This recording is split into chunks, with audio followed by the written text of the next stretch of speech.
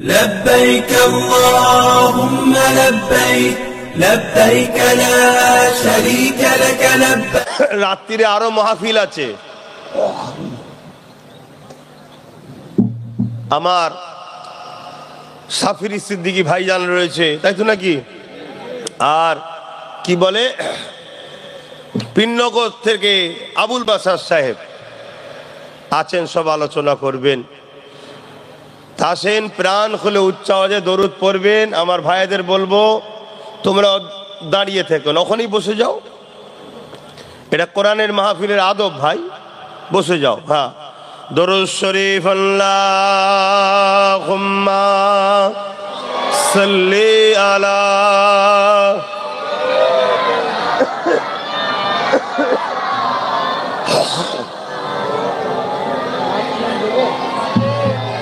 গরম পড়বে। আমার একটু ঠান্ডা লেগে যে বুকে কফ বসে গেছে, কথা যখন বলছি হালকা হালকা উঠছে, কাশি হচ্ছে, একটু মানিয়ে জুনিয়ে নেবেন। আমি তো আপনাদেরই সন্তান, আপনাদেরই তো ভাই নাকি? হ্যাঁ, আর কোনো বেঈমান কাফের জালিম অত্যাচারীদের দালালি করতে আমি আসিনি ভাই। আমি এসেছি আমিনা লালের পক্ষে কথা বলতে। জোরে বলুন সুবহানাল্লাহ। আমি এসেছি আল্লাহ জিনার পক্ষে নিজে কথা বলেছেন, তিনার কথা শোনাতে এসেছি। জোরে বলুন সুবহানাল্লাহ। আমার আগে কে যেন মাইক ধরেছিলেন, বলছিলেন না এটা মেয়েরাজের মাস, রজবের মাস বলছিলেন তো? হ্যাঁ, আমি এই রজবের চাঁদ চলছে, আমার নবীর এই মেয়েরাজের গুটি কত কথা আপনাদের শোনাবো। কি শুনবেন না?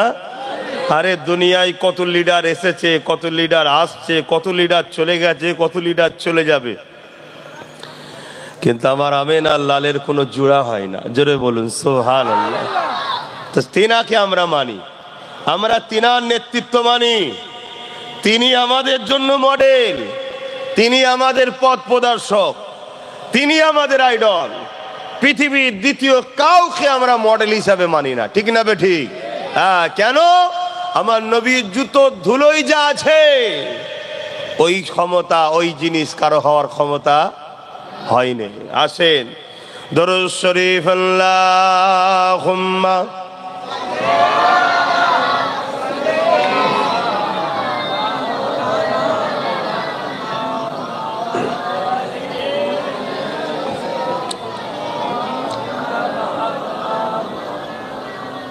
আউযু বিল্লাহি মিনাশ শাইতানির রাজীম।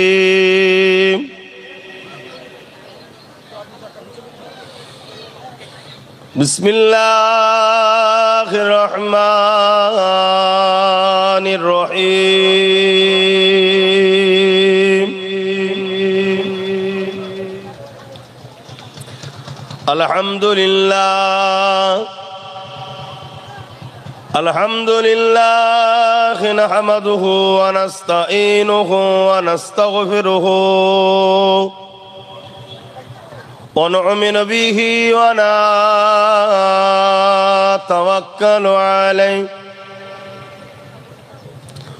ওয়া নাউযু বিল্লাহি মিন শুরুরি আনফুসিনা ومن سيئات أعمالنا من يهدي الله فلا مضل له ومن يضلله فلا هادي له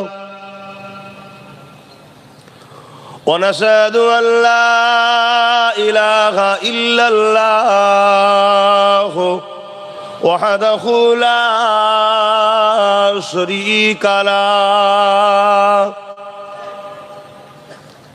ونشهد أن سيدنا وحبيبنا ومولانا محمدا عبده ورسوله.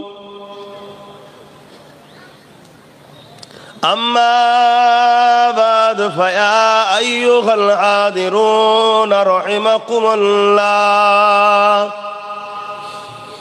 قال الله تعالى في كلام المزيد والفرقان الحميد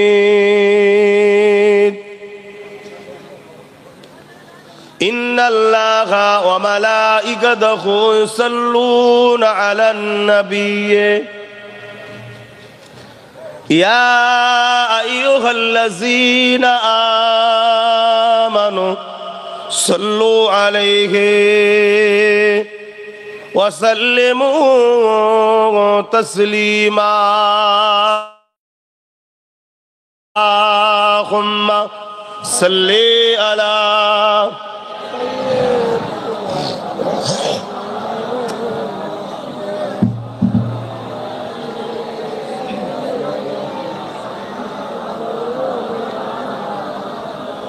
এই কচিরা দুপুরে খাসনি কি খেয়েছিস কি দিয়ে কি গোস বাপ রে বাপ তা তো জোর থাকা দরকার তো আমি তো ভাবলাম মরা মুরগি খেয়ে এসছিস মরা মুরগি খেয়েছি নাকি তো গরু যখন খেয়েছিস বলছি জোর থাকা দরকার তো তেরা আস্তে আস্তে কেন আল্লাহুম্মা সাল্লি কি তো মনে হচ্ছে সাবু খেয়ে এসছে ইমান কোথায় গেল মহব্বতে দরুদ পড়তে হবে না একটু আওয়াজ দিয়ে পড়েন আর যারা আসছে একটু এই দিকে চলে আসবেন ভাই একটু এই দিকে আসবেন ভালোবেসে ইসলামের স্বার্থে ডাকছি আমাদের মাহফিলে চেয়ার থাকে না অনেক জায়গায় চেয়ার দেয় বারণ করি চটে বসো আল্লাহকে দেখাও যে আল্লাহ আপনার ও আপনার হাবিবের ভালোবাসায় জামাই ধুলো লাগবে কি কাদা লাগবে ওসব চিন্তা করি না আমরা ধুলো চটে তো বসে যাই জোরে বলুন সুবহানাল্লাহ এটা যদি চেয়ার দেওয়া হতো এখান থেকে সেই মা বোনেদের প্যান্ডেল পর্যন্ত লোকটা চলে যেত শুনছেন না শোনেন আর লাস্টে ড্রোন ক্যামেরা করে দেখাতাম দেখ শুনছেন না শোনেন নে হ্যাঁ এখানে জি কটা এসেছে সব আল্লাহ রসুলের ভালোবাসায় এসেছে নিজের ঘরে খেয়ে যাই তো কচিরা বলছে ঘরে খেয়েছি তাই তো নাকি হালতারে খাওয়া হয়েছে তো এখন কতক্ষণ থাকবে অনেক রাত পর্যন্ত জলসা আর আমার পরে থাকবি নি তাহলে বলছে তুমি যতক্ষণ থাক গরম বললে হবে না জলসা তো এখনো হবে 6টা 8টা 8টা 10টা নাকি রাত 10টা পর্যন্ত হবে তাহলে হজম এক্ষুনি করে ফেললে হবে ওই জন্যই আস্তে আস্তে দরুদ পড়ছে নাকি একটু মোহাব্বতে দরুদ আল্লাহুম্মা সাল্লি আলা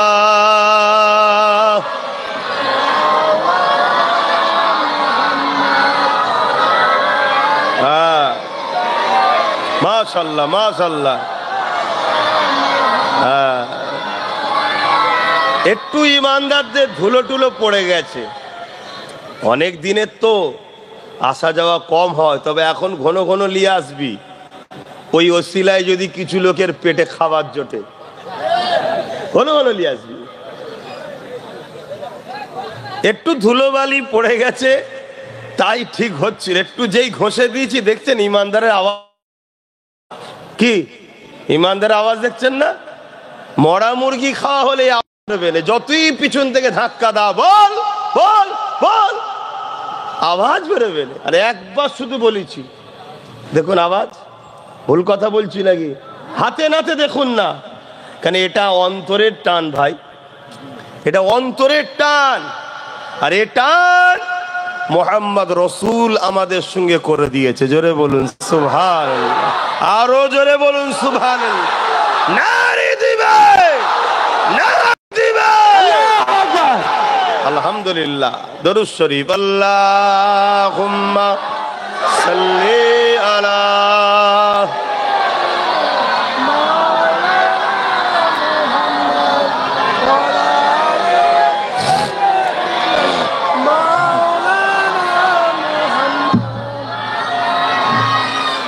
কালেমা লা ইলাহা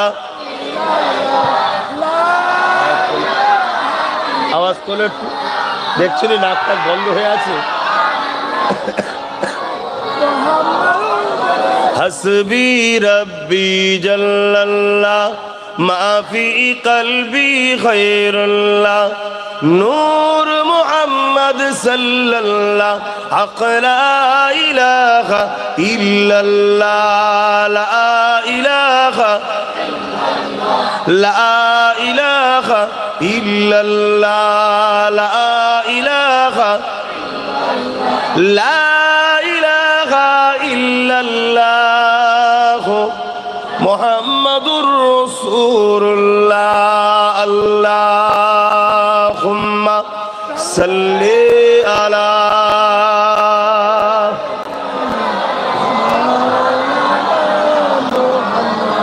ওয়ালা আলি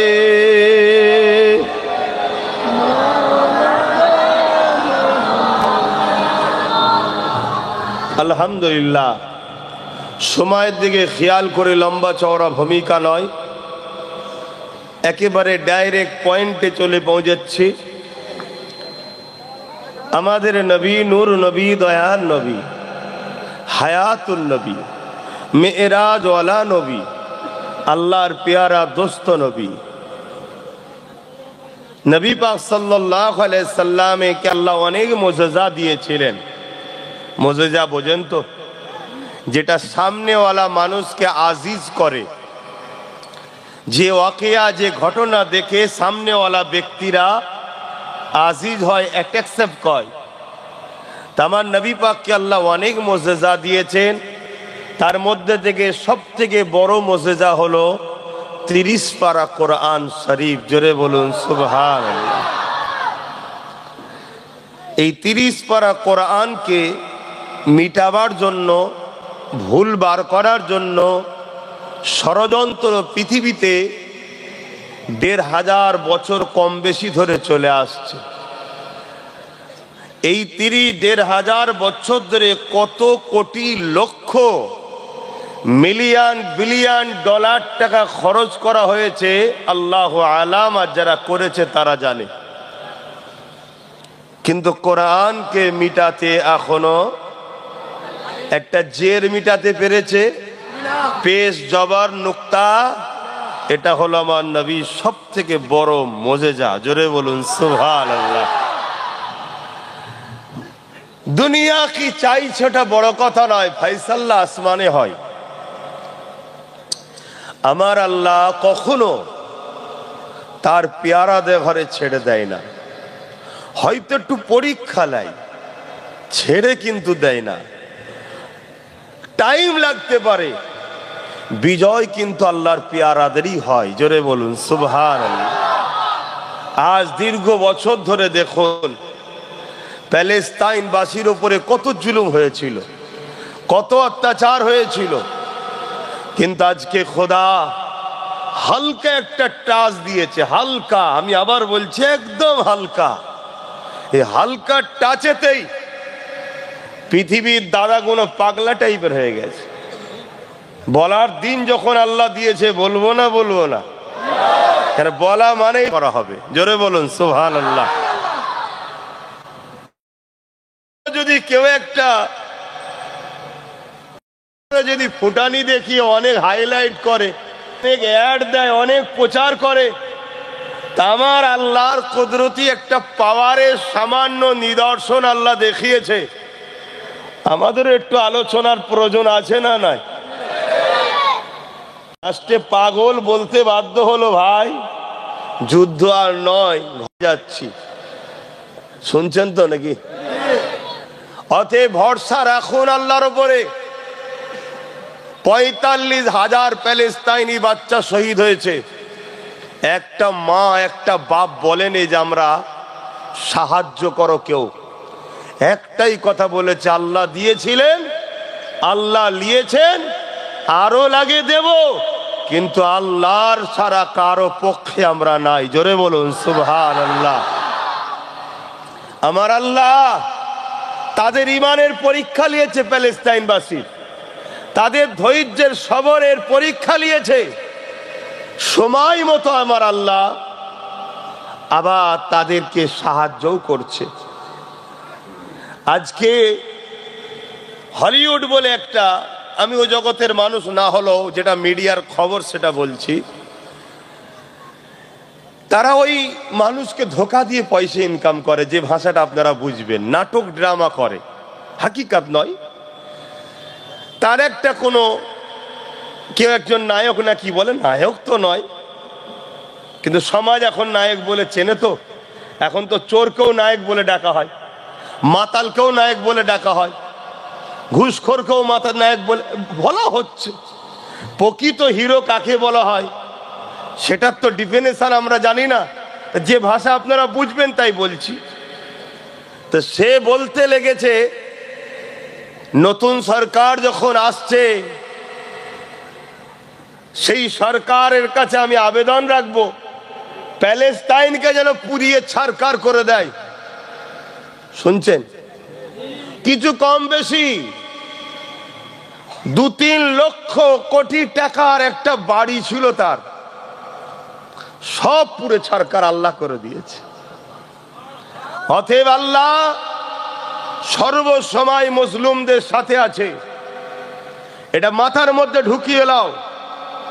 সে মজলুম যদি অমুসলিমও হয়, মজলুম যদি হিন্দু হয়, মজলুম যদি খ্রিস্টান আদিবাসী দলিত হয়, সে আল্লাহকে মানে না তো কি হয়েছে, মজলুমের সাথে কিন্তু আল্লাহ থাকবে, জালিমের সাথে কিন্তু আল্লাহ নাই। আজ ভাঙর কাশীপুর এলাকার মানুষ, আপনারা জালিম হবেন না মজলুম হবেন ডিসাইড করে নেন। মজলুম যদি হন, কেউ যদি জুলুম আপনাদের উপরে করে, বুক ভরা সাহস নিয়ে বলবেন, প্রশাসন না থাকতে পারে, গভর্নমেন্ট না থাকতে পারে, পাওয়ার না থাকতে পারে, মিলিটারি না থাকতে পারে, বুকে সাহস রাখবেন। আপনি যদি মজলুম হন, আপনার সঙ্গে আপনার মালিক সৃষ্টিকর্তা আল্লাহ অবশ্যই আছে। জোরে বলুন সুবহানাল্লাহ, আরো জোরে বলুন সুবহানাল্লাহ। নারায়ে তাকবীর।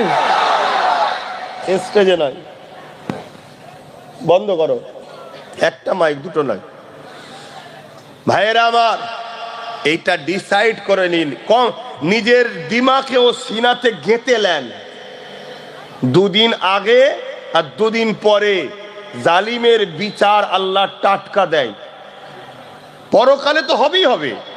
আপনি কি ভাবছেন যে কটা বেটার ক্ষতি হলো ওরা কি পরকালে মাফ হয়ে গেল নাকি? না, ওটা আলাদা একটা স্পেশাল রাখা আছে।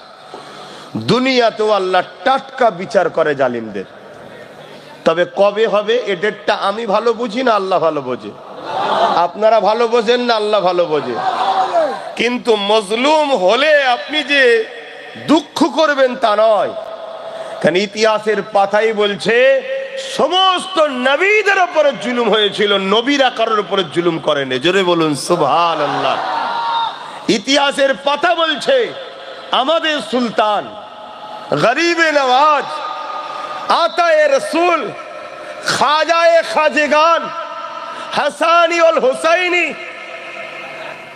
মঈনুদ্দিন আজরি, জিনার নাম হযরতে হাসান চিশতি রহমাতুল্লাহ আলাইহি, তিনার উপরে কম জুলুম হয়েছিল। কিন্তু আমার গরিবে নওয়াজ জালিম ছিলেন না, তিনার উপরে জুলুম হয়েছিল, অর্থাৎ মজলুম তিনি ছিলেন। কিন্তু বিজয় আমার আল্লাহ গরিবে নওয়াজকেই দিয়েছে। জোরে বলুন সুবহানাল্লাহ। যে বিজয়ের ডাঙ্কা আজও বাজছে, আজও বাজছে। এই রিসেন্ট শুনলাম কোন একজন গরিবে নওয়াজের মাজারে নাকি কেস নাকি একটা করেছে, আমি জানি না। কিন্তু এটাও শুনলাম 2025 জানুয়ারি পড়তে না পড়তে আমার দেশের প্রাইম মিনিস্টার, বুঝছেন তো নাকি, কেন ওনার নাম এই মজলিসে লিলে যদি মজলিস ব্যান্ড হয়ে যায়, ব্যান্ড হয়ে যাবে নাকি? নরেন্দ্র দামোদর মোদী, তিনি নাকি আবার গরিবে নওয়াজের দরবারে চাদর পেটিয়েছে। মানে তিনি খুব ভালোভাবেই বুঝতে পেরেছেন হিন্দুস্তানে টিকে থাকতে গেলে হিন্দুস্তানের বাদশার সঙ্গে সুসম্পর্কটা, বলুন আপনারা বুঝতে পারলেন না গরিবে নওয়াজকে? অনেকে বলছে পাঠিয়ে দেবে, তাড়িয়ে দেবে, তুলে দেবে, এই করে দেবে, আরে কিচ্ছু হবে না, এ সব ভয় দেখিয়ে যে যার কোলে সব রুটি সাজছে। মনে রাখবে, হিন্দুস্তানের বাদশাহ মঈনুদ্দিন আজমিরি আমাদেরকে ভালোবেসে এখানে আবাদ করিয়েছে, কেউ মিটাতে পারবে না। তো যাক, আমি ফিরে যাচ্ছি ওই দিকে। তাহলে আমার আল্লাহ সর্বসময় কার পক্ষে বলুন? মজলুমের পক্ষে, অসহায়ের পক্ষে। আপনি যে কোনো ধর্মের হন, যদি আপনি জুলুম করেন আপনার পক্ষে আল্লাহ থাকবে না, সে মুসলিম দাবিদার হলো। কেন? আল্লাহ জালিমকে পছন্দ করেন না। এটা মাথায় ঢুকেছে তো? কিন্তু আজকের বিষয় আমার নবীর মেরাজ নিয়ে একটু করব। আমি জানি পরিস্থিতি যা চলছে এর উপরে আলোচনা করা দরকার, কিন্তু আল্লাহ চাইলে আরো তো আশা হবে নাকি? হবে তো নাকি? কিন্তু মনে রাখবেন, ইসলাম যুগে যুগে যত নবীরা এসেছে সমস্ত নবীদের উপরে দুই শ্রেণীর মানুষ সব থেকে বেশি পিছনে লেগেছিল। এটা একটু শুনে রাখবেন না? কয় শ্রেণী? দুই শ্রেণী। নাম্বার ওয়ান হলো জালিম শাসক। কারা? জালিম শাসক। ইসলামের ইতিহাস বলছি আপনাদেরকে, ইসলামের ইতিহাস বলছি। হয়তো কেউ আপনার মাথায় ঢুকাতে পারে যে ধর্মীয় জলসায় রাজনীতির কথা হচ্ছে কেন, কালকে বলবে ধর্মীয় জলসায় সুদের কথা হচ্ছে কেন, কালকে বলবে ধর্মীয় জলসায় মদের কথা হবে কেন, ধর্মীয় জলসাতে ঘুষের কথা হবে কেন। আমার কথা কি আশ্চর্য লাগছে? এই পাশে একটা প্রতিবেশী দেশ আছে বাংলাদেশ। মূলত বাংলাদেশ হলো আমাদেরই, অর্থাৎ ভারতেরই একটা টুকরো। কিছু স্বার্থসিদ্ধি মানুষ নিজের পদের লোভের জন্য দেশকে ভাগাভাগি করেছে। আমরা ভাগাভাগি করি, আমরা সব হলো ভারত, ঠিক না বেঠিক? এই বিশাল দেশ আমাদের দেশ। পাকিস্তান ভারত, বাংলাদেশও ভারতের, শ্রীলঙ্কাও ভারতের, ভুটানও ভারতের, নেপালও ভারতের। এই বিরাট হলো আমাদের হিন্দুস্তান, গরিবের নওয়াজের ভারত। জোরে বলুন সুবহানাল্লাহ। এই প্রতিবেশী দেশে আপনারা খেয়াল করেছেন কি জানি না, এক ওলামা ওয়াজ করতে গিয়ে সুদের আলোচনা করছিলেন। ওখানকার এই কিছু লোক থাকে না, মানে ওই হাঁড়ির থেকে চিনি গরম, এটা কি কথা আছে, নিয়ে তার চামচাগিরি করে বেড়াই।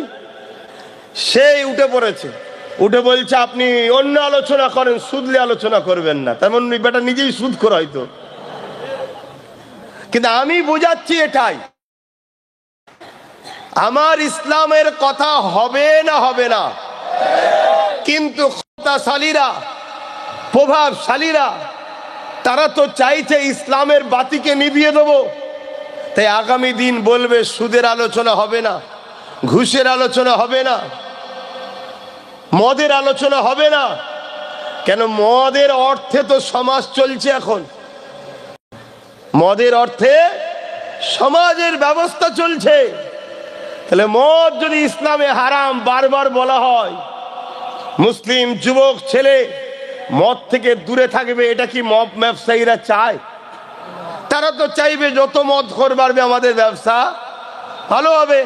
তারা তো সরকারকে বলবে মাতাল বাড়াও, তবে তো ডোনেট বেশি করে করব। মাতাল যদি কমে যায়, ইনকাম কম হবে, ডোনেট করব কি করে? অতএব মদের বিরুদ্ধে যে যে হুজুর ওয়াজ করবে, যে যে মুফতি মাওলানা ওয়াজ করবে, ওই মুফতি মাওলানার মদের বিরুদ্ধে ওয়াজ করতে দিওয়া, এটা চাইবে না? চাইবে না? চাইবে। কিন্তু তাই আমি আপনাদেরকে বুঝাচ্ছি, ইসলামের কথা হবে, এতে আপনি কি রং চাড়াবেন ওটা আপনার ব্যক্তিগত ব্যাপার। কিন্তু ইসলামের বিরুদ্ধে যেই করবে, যদি মুসলিম সেজে করে, তাকে আমরা মুনাফিক বলি ইসলামের ভাষায়, তাই তো নাকি? তাহলে প্রথম কথা কি বললাম? ইসলামের দুই শ্রেণীর দুশ্মন সব থেকে বড় ছিল। খুব ভালো করে শোনেন, ইতিহাস বলছি। এই মেম্বারের সামনে নিচতেও হয়তো অনেক ওলামা ভাইরা বসে আছেন, ভুল বললে একটু ধরিয়ে দেবেন, কোনো অসুবিধা নেই, ইসলামের স্বার্থে ধরাবেন তো মানতে আমার অসুবিধে কি আছে। মেম্বারও অনেক উলামারা রয়েছে। ইসলামের সব থেকে চরম দুশ্মন ছিল দুই শ্রেণী। একটা হলো জালিম শাসক, শাসক শুধু নয়, কোন শাসক? জালিম, অত্যাচারী, স্বৈরাচারী, বদমাইশ, চরিত্রহীন, লুটেরা, এই ধরনের যারা শাসক, যুগে যুগে তারা ইসলামের বিরোধী করেছে। কারণ ইসলাম এই সকল শাসকের বিরুদ্ধে যুদ্ধ করাকে ফরজ করেছে। জোরে বলুন সুবহানাল্লাহ, আরো জোরে বলবেন না? অর্থাৎ এদের বিরুদ্ধে যুদ্ধ করতেই হবে, কোনো কথা নয়, তুমি যেখানেই থাকো এদের বিরুদ্ধে যুদ্ধ, কথা বলেন, করতেই হবে। এই জালিম শাসকরা চায় ইসলামের বাতিটাকে মানুষের কাছে পৌঁছাবো না। ইসলাম যদি মানুষ পেয়ে যায়, জালিম শাসকের বিরুদ্ধে যুদ্ধ করতে হবে, ফরজ, ইসলামের হুকুম, এটা যদি মানুষ জেনে যায়, মানুষ জালিম শাসকের বিরুদ্ধে লড়াই করবে না? করবে না? জোরে বলুন। তাহলে শাসকের ভয় থাকবে না? থাকবে না? তাহলে এই এক শ্রেণীর দুশ্মন। দ্বিতীয় শ্রেণীর দুশ্মন হলো যারা ধর্মের নামে ভণ্ডমি করে। খুব ভালো করে শুনবেন, ধর্মের নামে ভণ্ডমির দোকান খুলেছে। ওই ভণ্ডমির দোকানের খদ্দের যাতে ইসলামের দিকে চলে না যায়, তাই তারা বারবার ইসলামের বিরোধী করেছে নিজের দোকানের খদ্দেরকে টিকিয়ে রাখার জন্য। মাথায় ঢুকেছে? এইটা কিন্তু মাথার মধ্যে রেখে দেবেন, থাকবে তো মাথায়। তাহলে ইসলামের দুই ধরনের দুশ্মন, এক হলো জালিম, অত্যাচারী, স্বৈরাচারী শাসক, আর এক হলো ধর্মের নামে যারা ভণ্ডমির দোকান খোলে, তারা ইসলামের চরম দুশ্মন। এই দুশ্মন শুধু আমার নবীর উপরে নয়, ইব্রাহিম নবীর বিরুদ্ধে এই দুশ্মন ছিল, মুসা নবীর বিরুদ্ধে এই দুশ্মন ছিল। যুগে যুগে সমস্ত কম বেশি নবী আলাইহিস সালামের বিরুদ্ধে এই রকম দুই শ্রেণীর দুশ্মন তৈরি হয়েছে। এরপরও ইসলামকে কখনো এরা দাবিয়ে রাখতে পারেনি। যত দাবাতে গেছে, ইসলামের খুশবু মানুষের নাক দিয়ে ঢুকে দিলের মধ্যে রাজত্ব করছে। জোরে বলুন সুবহানাল্লাহ, আরো জোরে বলুন সুবহানাল্লাহ। কিন্তু আমাদের কাছে একটা ভয়ানক ফিতনা আছে, ওই ফিতনা সম্বন্ধে আল্লাহ রসুল বলেছে, ওটা আমি লাস্টের দিকে আলোচনা করছি।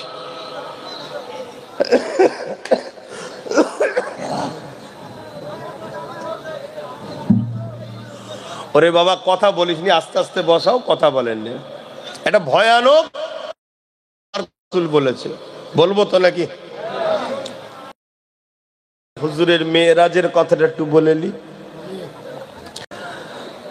আমার আল্লাহ পাক আমার নবীকে সব থেকে বড় মুজিজা কি দিয়েছে বললাম? সবাই বললেন না? দ্বিতীয় নম্বর সব থেকে বড় মুজিজা হলো আল্লাহ তেনার বন্ধুকে দাওয়াত দিয়ে নিয়ে গিয়ে দিদার দিয়েছে। জোরে বলুন সুবহানাল্লাহ। সমস্ত নবীরা আল্লাহকে দেখার শখ করেছে, আল্লাহ আমার নবীকে দাওয়াত দিয়েছে। হযরতে মুসা আলাইহিস সালামও শখ করেছিলেন, আল্লাহ আমি আপনাকে দেখব। আমার আল্লাহ বললেন, মুসা তুমি আমাকে দেখতে পারবে না। মুসা নবী বারবার বলতে লাগলেন, ও রব্বি আল্লাহ, আপনাকে দেখব, আপনাকে দেখব, আপনাকে দেখব। আল্লাহ বললেন, মুসা তুর পাহাড়ে আসো, আমি আল্লাহ তোমাকে দাওয়াত দিলাম। তুর পাহাড়ে গেলেন মুসা নবী। 70,000 নূরের পর্দার ভেতর থেকে আমার আল্লাহ বা তিনি তিনার নূরের তাজাল্লি পাঠালেন। আল্লাহ নয়, নূরের তাজাল্লি। ওই তাজাল্লি যখনই পাহাড়ে পড়লো, পাহাড়টা পুরে ছারকার হয়ে গেল। মুসা নবী অজ্ঞান চৈতন্য হয়ে গেল। কতদিন অজ্ঞান ছিল? 40 দিন অজ্ঞান ছিল। এবং আল্লাহ পাকের নূরের তাজাল্লিতে তুর পাহাড় কানা পুরে ছারকার হয়ে যায়, যেটাকে আমরা সুরমা হিসাবে ব্যবহার করে। মুসা নবী আল্লাহ দেখেন আল্লাহ পাকের তাজাল্লি, কুদরতি তাজাল্লি দেখেছে। এ যুবকেরা, আর আমার নবী পাককে আল্লাহ নিজে দাওয়াত দিয়ে নিজের কুদরতি কাছে নিয়ে গেছে। আমরা কি গর্বিত নয়? আমরা কি গর্বিত নয়? আচ্ছা, আমি একটু জেনে নিই, আজকে মসজিদে আজান কটায়, নামাজ কটায়? নামাজ আজকে মসজিদে 4:30 হবে। আজানের টাইম আজান হয়ে যাবে, নামাজ 4:30 হবে। আর এত লোক হয়তো মসজিদে নাও ধরতে পারে, এখানে একটা নামাজ করে দেবেন, বুঝতে পেরেছেন? এখানে একটা নামাজ করে দেবেন। তাহলে আমার নবী পাক সাল্লাল্লাহু আলাইহি সাল্লাম কি কোন নবীর সঙ্গে তুলনা চলবে না? আমি যে বললাম, নবী বললেন সব থেকে বড় ফিতনা হলো আখিরি জামানায় আমার উম্মতদের মধ্যে থেকে একদল উলামা বাহির হবে। খুব ভালো করে শুনবেন ভাই, আল উলামা ওয়ারাসাতুল আম্বিয়া, আলেমরা হলো নবীর ওয়ারিস, তাদেরকে সম্মান করতে হবে। কিন্তু একদল উলামা বাহির হবে যারা আমি নবী, আমাকে কষ্টদায়ক কথা বলবে, আমার উম্মতদের অন্তর থেকে সিনার পাওয়ার, ইমানের পাওয়ারটাকে কেড়ে নেবে। শুনছেন তো নাকি? আমরা জিতে থাকিছি, জিতেছি সব সময় কিসের জোরে? ইমানের জোরে, সিনার পাওয়ার। আজকে সমাজের মধ্যে আহলে সুন্নাত ওয়াল জামাতের আকীদা হলো আমার নবী পাক আল্লাহ পাকের দিদারে গেছে। এই সমাজে একদল মানবরূপী আলেম উলামা বেরিয়েছে যাদের আকীদা হলো আল্লাহ নবী খবে আমার নবীকে দেখেছে।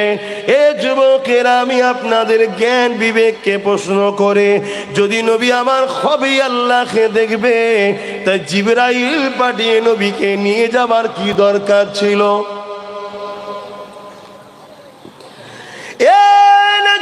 তরুণেরা, আল্লাহ পাকি রজবের চাঁদে যে মাসটাকে আল্লাহ বলেছেন আমার মাস, এই মাসে আল্লাহ জিবরাইলকে পাঠিয়ে দিলেন। ও হযরতে জিবরাইল দুনিয়া জমিনে চলে যান, আমার হাবিবকে যে নিয়ে আসেন। আজকে দিনে আমি আল্লাহ আমার হাবিবকে আমার দিদার দিয়ে দেবো। হযরতে জিবরাইল আলাইহিস সালাম চলে আসলেন। দুনিয়া জমিনে আসার পরে আমার নবী পাক সাল্লাল্লাহু আলাইহি ওয়াসাল্লাম ওই দিন উম্মে হানি হুজুরের ঘরে শুয়েছিলেন। হযরতে জিবরাইল চলে আসলেন, আমার নবী পাক ঘুমিয়ে রয়েছেন।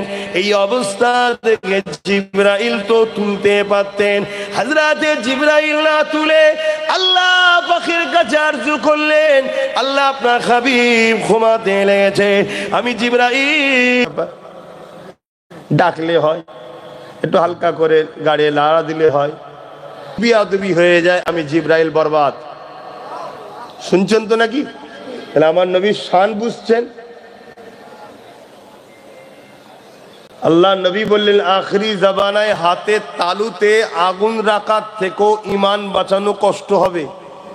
কেন? আখরি জামানায় ইমান চোর হবে কারা? একদল মুসলিম নামধারী আলেম উলামা, অর্থাৎ মুনাফিক, যারা আমাদেরকে আমার নবী সম্বন্ধে আস্তে আস্তে মান সম্মান খাটো করাচ্ছে না করাইনি? একটু আওয়াজ দেবেন।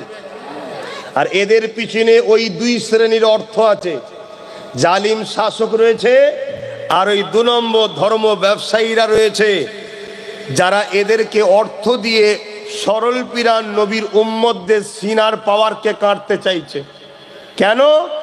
তারা জানে সিনার পাওয়ার যতদিন আমাদের মধ্যে থাকবে, যদি আমরা গুনাহগার হই, আল্লাহ তো তওবা করলে মাফ করবেন বলেছে। সিনার পাওয়ার যাদের আছে, এদেরকে কখনো মিটানো সম্ভব নয়। জোরে বলুন সুবহানাল্লাহ।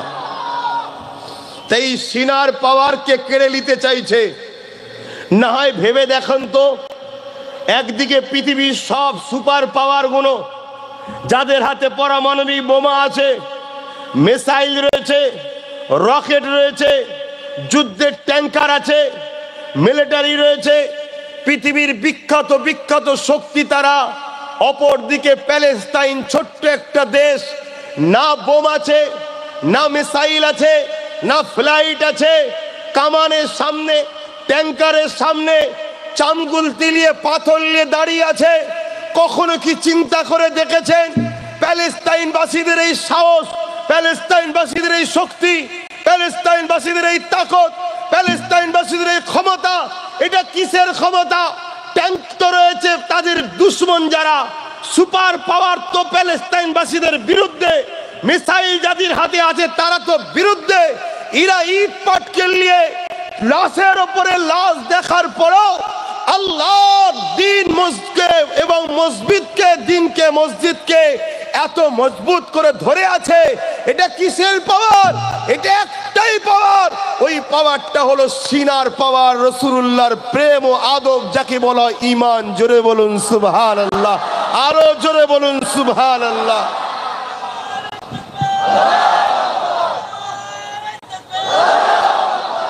আজ আমি আপনাদের বলে যাই, আমেরিকা হোক, রাশিয়া হোক,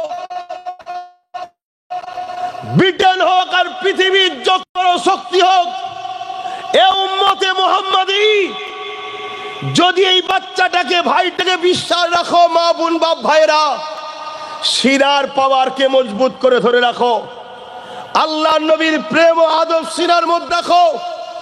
উলামাদেরকে মানতে হবে, উলামাদেরকে পিয়ার করতে হবে, কিন্তু ওই সকল উলামাদের সঙ্গে নয় যাদের পিছনে শাসকের অর্থ রয়েছে, যাদের পিছনে শাসকদের তাগতি শক্তির দালালি যারা করে, এদের সঙ্গে নয়। কারণ এরা তোমাদেরকে জলসার নামে বিভিন্ন ভাবে ডেকে নিয়ে গিয়ে আমার নবীর শানকে খাটো করে শোনাবে। আমার নবীর শান কোন জায়গায় যদি ছোট করা হয়, ওই জায়গায় তুমি যদি চুপ করে বসে শোনো, প্রতিবাদ যদি না করো, তোমার ঈমান থাকবে না, অর্থাৎ সিনার পাওয়া শেষ। আমি কি বুঝাচ্ছি, বুঝছেন তো নাকি? তাহলে ওয়াজ শুনতে হবে, জলসায় যেতে হবে, মাহফিলে যেতে হবে, উলামাকে ভালোবাসতে হবে, আলেমদেরকে পিয়ার করতে হবে।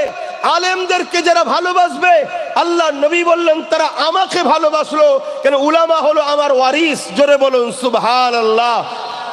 নবীর যে ওয়ারিস হবে, সে কখনো নবীকে ছোট করতে পারে? বা নবীকে যারা ছোট করে তাদের গুণ গাইতে পারে? কথা কিছু শুনছেন তো নাকি? এটা মাথায় ঢুকাও।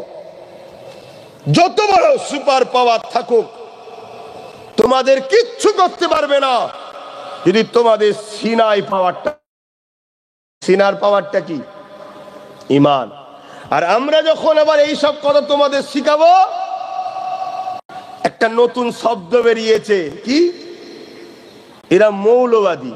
বলে না, বলে না, এই বলেন না, বলে না। কেন বলে? ইসলামের দুশ্মনরা চায় নবীর উম্মতরা মদ খাবে, সুদ খাবে, হারাম খাবে, সিনেমায় যাবে, যাত্রায় যাবে, মেলায় যাবে, চরিত্রহীন হবে, নারীদের নিয়ে হইহাই করবে। এটা ইসলামের দুশ্মনরা চায়। আর আমরা কি চাই? নবীর উম্মত মেলায় নয়, যাত্রায় নয়, সুদে নয়, ময়দাই নয়, খেলায় নয়, জাদুতে নয়, জুয়াতে নয়, নারী চরিত্রহীন নারীদের সঙ্গে নয়, তুমি তোমার পরিবার নিয়ে সুখে শান্তিতে থাকো। এটা আমরা চাই, কেন আমার রাসূলের কথা এটা। আর এই কথা যখন বলবো, তখন আবার একদল আমাদেরকে কি বলবে? জোরে বলুন। পৃথিবীর সমস্ত কুকুর যদি আকাশের চাঁদের দিকে তাকিয়ে ঘেউ ঘেউ করে, চাঁদের কোনো অসুবিধা আছে? ঠিক তেমন এদের কুকুরের মতো ঘেউ ঘেউ করাতে আমাদের কোনো অসুবিধে। কিন্তু তোমরা একটু বুঝবে না? কি গো, বুঝবে না? বুঝবে না? যদি না বোঝো, আল্লাহ ছাড় দিয়েছে, ছেড়ে দেয়নি। ওই যে ছাড় দিয়েছিল, খুব উড়ছিল, ধরে চালকা করে। শুনছেন তো নাকি? অতএব বোঝেন আমার যুবকেরা, বাপেরা, নওজোয়ান তরুণেরা, এ নবী পাকের প্রেমিকেরা, আল্লাহ নবী, নূর নবী, দয়া নবী, মেরাজের রজনীতে হযরত জিবরাইল এসে আমার নবী পাককে উঠাচ্ছেন না। কেননা নবী পাককে উঠাতে গেলে নবী পাককে যে তুলার যে আদব আছে, ওই আদবের যেন বিয়াদবি না হয়ে যায়, এ যুবকেরা, তরুণীরা, বাবেরা, এই উলামা হিসাবে আমি মনে করি আমার নবীর শানে কোন ভাষাটা বলবো, এই ভাষাটা আমাকে বুঝে বুঝে বলা দরকার। আমি আমার নবীকে যদি ছোট বড় কথা বলে দিই, আমার নবী পাকের শানে গুস্তাখি হয়ে যাবে। গুস্তাখি হয়ে গেলে ঈমান চলে যাবে। ওই মাহফিলে যারা বসে বসে শুনবে তাদেরও ঈমান চলে যাবে। আর বেঈমান মুসলমান যদি কোটি কোটি থাকে, কখনো তারা মোকাবেলায় কামিয়াবি হতে পারবে না। আর ঈমানদারির সংখ্যা যদি 313 জন থাকে, তথাপিও তারা কামিয়াবি হয়ে যাবে। শুনছেন তো নাকি? তাহলে আমাদের কামিয়াবির মূল রহস্যটা কি? ঈমান। নবীর শানে যাররা পরিমাণ বিয়াদবি করলে ঈমান থাকবে। যদি কেউ বিয়াদবি করে তাকে সাপোর্ট করলে ঈমান থাকবে। কেউ বিয়াদবি বলবে, চুপ করে যদি শুনে ঈমান থাকবে। তাহলে কি পরিকল্পনাটা চলছে বুঝতে পারছেন? শুধু বেঈমান বানাও। হযরতে জিবরাইল আলাইহিস সালাম আল্লাহকে জিজ্ঞেস করছে, আল্লাহ আপনার হাবিবকে উঠাবো কিভাবে? আল্লাহ বা জানিয়ে দিলে, জিবরাইল রে, আমার হাবিবের কদমের কাছে বসো। যুবকেরা শোনো, আমার নবী পাকের শান মর্যাদা কত। হযরতে জিবরাইল আলাইহিস সালামকে আল্লাহ বা জানিয়ে দিলেন, এ জিবরাইল আমার হাবিবের কদমের কাছে বসো। আমার হাবিবের কদমের কাছে বসে গিয়ে আমার হাবিবের কদমের নিচের পায়ের তালুতে ঠোঁট লাগিয়ে চুমা দিতে থাকো।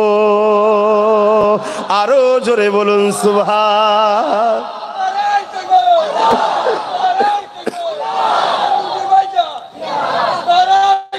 আল্লাহু আকবার। বলুন, এত সম্মানীয় কেউ আছে? আরে লিডার তো ইনি, নেতা তো ইনি, শাহিনশাহ তো ইনি, বাদশাহ দু আলম তো ইনি। ইনার নেতৃত্ব মানো। এ মুসলিম ঘরের যুবকেরা, তুমি আমার কওমের ছেলে, আমার জাতির ছেলে, তাই তোমাকে আমি বুঝাচ্ছি। অন্য কি করছে আমার দেখার দরকার নেই। আমার আব্বা, আমার আম্মা, আমার ভাই বোনেরা আমার রসুলের নেতৃত্ব মানেন। আমার নবী ছাড়া অন্য কারো নেতৃত্ব নয়। আমার নবীর পক্ষে যারা থাকবে তাদের সঙ্গে বন্ধুত্ব করুন, তাদেরকে সহযোগিতা করুন। যে আমার নবী নয় তার সঙ্গে দুশ্মনীয় করতে বলছি না, সহযোগিতা বলছি না। কথা মাথায় থাকবে না? থাকবে না। সে যা পাচ্ছে করুক, আমার দেখ, আর বিরোধী করারও দরকার নেই। কিন্তু আমার নবীর বিরুদ্ধে কেউ বলে ছেড়ে দেবেন নাকি? না, সেখানে তখন লড়াই হবে। আজ বড় দুঃখ, মুসলমান ঘরের ছেলে লড়াই করছে। কার জন্য? বেঈমানের জন্য লড়াই করছে, অত্যাচারীর জন্য লড়াই করছে, জালিমের জন্য লড়াই করছে। মুসলমানের ছেলে বোম বার করছে, বন্দুক বার করছে, গুলি বার করছে, বাস বার করছে, মারপিট করছে। কার জন্য? তুমি তো পাবে সামান্য ভিক্ষা। লড়াই করছো তোমার বেঈমান নেতা, অত্যাচারী, জালিমের জন্য তুমি লড়াই করছো। আসো আমার নবীর কদমে আসো। যদি বাঁচতে চাও আসো, আর নাই মনে রেখে দিও, আল্লাহর যখন মার শুরু হবে, পৃথিবীর কোন শক্তি, সুপার পাওয়ার নয় খোদার এই মার থেকে তোমাকে রক্ষা করতে পারবে। সোশ্যাল মিডিয়া গুলো দেখেন, বিজ্ঞানীরা গবেষণা করছে বিশাল আগুনের কারণ কি। যে এক ধরনের পাখি বেরিয়েছে, ওই পাখি পাথরে মুখ ঘষছে, আগুন ধরে যাচ্ছে, আর ওই আগুনটাকে অন্য পাখি তুলে নিয়ে যে আর এক জায়গায় ফেলছে। খোদার মার দেখছো? আমি আমার ভালোবাসার মানুষদেরকে বলবো, দুনিয়াদারি করতে হবে, ব্যবসা দরকার, কারবার দরকার, অর্থ দরকার, সংসদ দরকার, রাষ্ট্র পরিচালনা, রাজনীতি সব দরকার, করুন। কিন্তু তাদের সঙ্গে নয়, তাদের সঙ্গে নয় যাদের দিলে মসজিদের জন্য দরদ নাই, মাদ্রাসার জন্য দরদ নাই, কোরআনের জন্য দরদ নেই। উপরন্ত আল্লাহ দিনকে যারা মিটাতে চায় তাদের সঙ্গে কোনোভাবে সম্পর্ক রেখে চলার আমাদের দরকার আছে ভাই।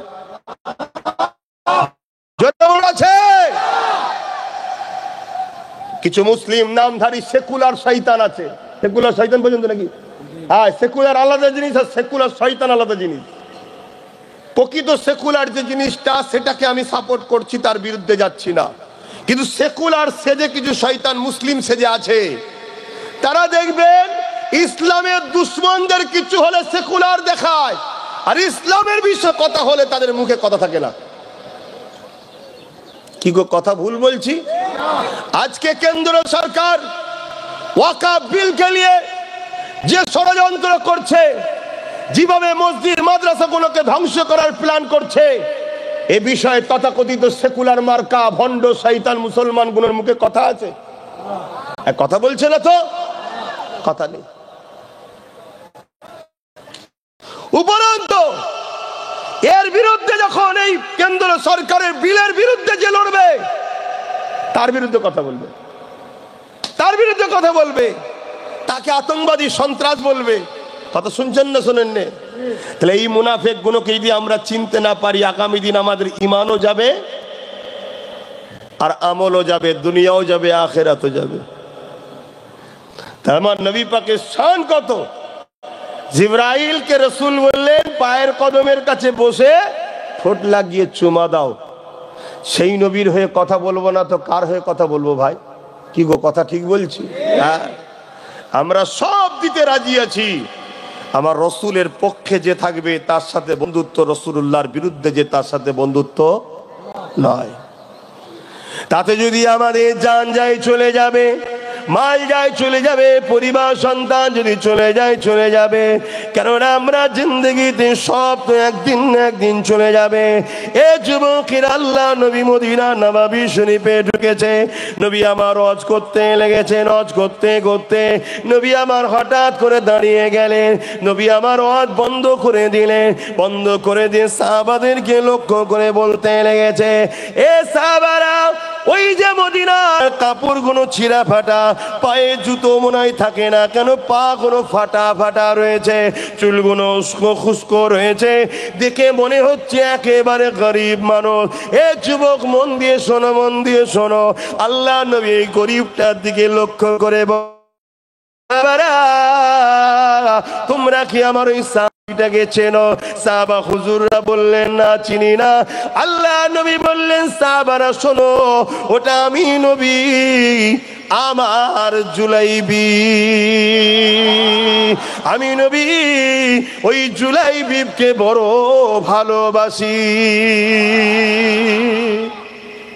আজকের দিনে কেউ আছে?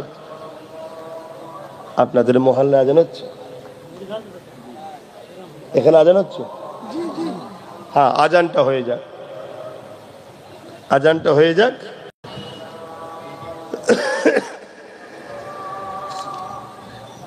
আজান দিচ্ছে, আপনি কেন উঠছেন? আব্বা বস। আচ্ছা বসেন।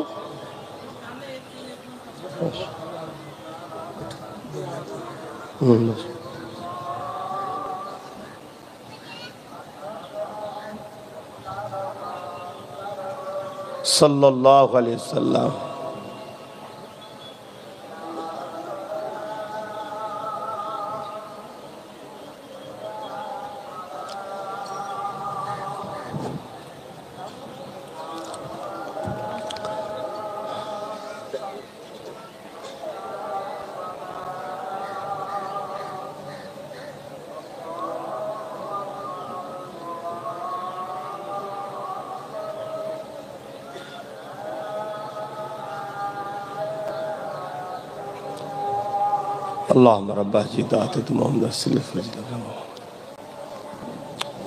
বাপজান আমার, আমার তো টাইম আছে, 4:30 নামাজ হবে, একটু বলি নাকি? তাহলে একটা গরিব মানুষ জামা কাপড়গুলো ছিঁড়া ফাটা মদিনার নবাবির এক কোণে গিয়ে বসে আছে। কেন? জুলাইবিবও জানে আমি গরিব, আমি এক সাইডে থাকি। কিন্তু আল্লাহ নবী ওয়াজ বন্ধ করে সাহাবাদের বলছে, ওনাকে চেনো? সাহাবারা ঘুরে দেখছেন একজন ছিঁড়া ফাটা জামা কাপড় পরা লোক। আল্লাহ নবী বললেন, ওটা আমি নবী, আমার জুলাইবিব। জোরে বলুন সুবহানাল্লাহ। আল্লাহ নবী সাহাবীটাকে ডাক দিলেন, এ বাবা সাহাবী এদিকে আসো। সাহাবীরা নবী পাকের কাছে আগিয়ে এলেন। আল্লাহ নবী সাহাবীটাকে বলতে লাগলেন, এ বাবা সাহাবী রে, তুমি কি বিবাহ করবে না? নেকা নেকা। সাহাবী বলেন, ইয়া রাসূলুল্লাহ, হাবিবাল্লাহ, কে আছে গরিবকে কন্যা দেবে? আমি নিজেই ঠিক মতো খাবার জোগাড় নিজের হয় না, কে আছে দেবে, কে আছে দেবে? আল্লাহ নবী বললেন, যাও গিয়ে বসো। সাহাবী বসে গেলেন। পরের দিনে নবী আমার সেম হজ করতে করতে বললেন, ওই জুলাইবিবকে তোমরা কি চেনো? আবার নবী পাক বললেন, এটা আমার জুলাইবিব, আমি রাসূলুল্লাহকে ভালোবাসি। আবার ডাক দেয়া হলো, এদিকে আসো। নবী আমার জিজ্ঞাসা করতে লাগলেন, জুলাইবিব রে, তুমি কি নেকা বিবাহ করবে না? ওই জুলাইবিব সাহাবী একটাই কথা বলতে লাগলেন, ইয়া রাসূলুল্লাহ, হাবিবাল্লাহ, এই গরিবকে কে কন্যা দেবে? এই গরিবকে কে গুরুত্বই তো দেয় না, কে আবার কন্যা দেবে? আল্লাহ নবী বললেন, যাও গিয়ে বসো। 3 দিনের দিনে সেম ঘটনা ঘটলো। ঘটার পরে নবী পাক বললেন, জুলাইবিব রে, চিন্তা করো না, আমি রাসূলুল্লাহ তোমার বিবাহর দায়িত্ব নিলাম। তরুণেরা, আল্লাহ নবী, নূর নবী, দয়ার নবী ওই সাহাবীকে বললেন, যাও বাবা, মদিনার সব থেকে ধনী আনসার সাহাবী রয়েছেন, তিনার ঘরে চলে যাও, একটা সুন্দরী কন্যা রয়েছে, ওই সাহাবীকে যে বলো তার কন্যার সঙ্গে তোমার জন্য বিবাহর ব্যবস্থা করে, এবং আমি রাসূলুল্লাহ তোমার জন্যই কন্যাটাকে পছন্দ করেছে।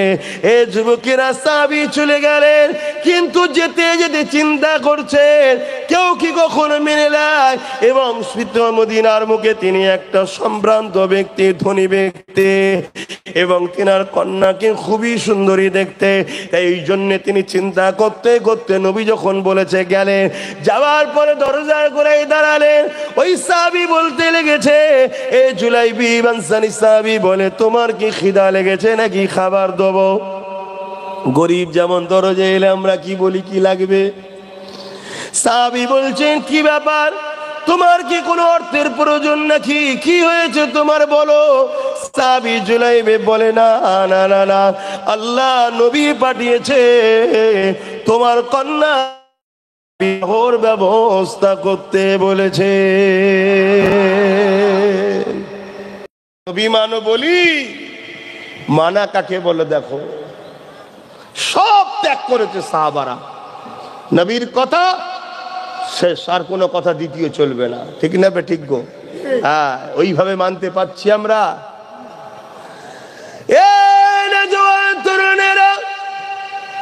আল্লাহ নবী যেখানে জানিয়ে দিলেন, এ আমার উম্মতেরা, আখরি জামানা বড় ফিতনার সময় হবে, আমি রাসূলুল্লাহ তোমাদেরকে জানিয়ে দিলাম, তোমরা কুরাইশের নেতৃত্ব মানবে, তোমরা কুরাইশের ঝান্ডা তলায় থাকবে, কুরাইশদের নেতৃত্ব তোমরা মানবে। এ নবীর উম্মত রে, দুনিয়ার যে যাই বলুক না কেন, নবী পাকের উপরে ভরসা রেখে, আল্লাহর উপরে ভরসা রেখে, নবীর কথাকে বিশ্বাস করে যদি আমরা কুরাইশের নেতৃত্ব মানি, অবশ্যই আল্লাহ একদিন না একদিন আমাদের বিজয় দান করে দেবে।